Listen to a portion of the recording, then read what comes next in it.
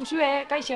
Apa, Aitzi, egunon, zezatoz, behaketaren bat egitera? Bai, adostu genuen bezala, gelan sartuko naiz tartetxo batez. Gero bilduko gara, bai? Bale, primeran ba, Ados, gero arte Aitzi. gero arte. Orientatzaile bezala egiten dudan lan nagusia, aurren, irakasleen eta familien bidelagun izatea da. Denon artean partekatzen dugun helburuan. Haur guztien garapen pertsonal osasungarria. Baina bereziki nabarmendu nahiko nuke taldean egiten dugun lana. Aurren jarraipen hori, hainbat helduon artean egiten baitugu. Tutoreak, irakasle espezialistak, erizaina, patio eta jaintokiko hezitzaileak, modu koordinatuan adosten ditugu interbentzioak. Gainera, oso garrantzitsua da haur bakoitzaren inguruko informazioa toki ezberdinetatik jasotzea. Horrek, begirada edo ikuspegia asko zabaltzen digulako.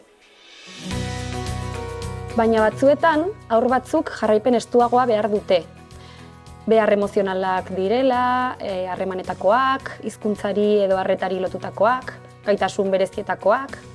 Zerbait detektatzen dugunean, behaketa eta jarraipen estuagoa egiten da familiarekin koordinatuta. Guretzat oso garrantzitsua da tutore eta familiarekin adostea eman beharreko hurrengo pausuak.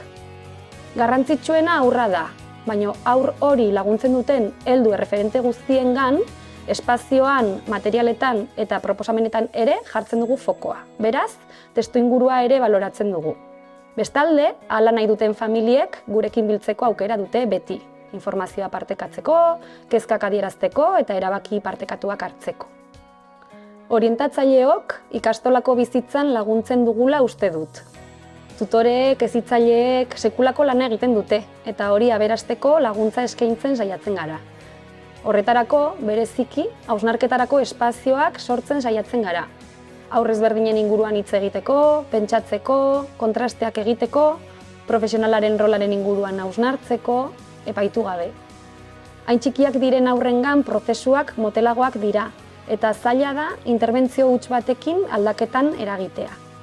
Horregatik guretzat garrantzitsua da hausnarketarako kalitatezko espazioak izatea.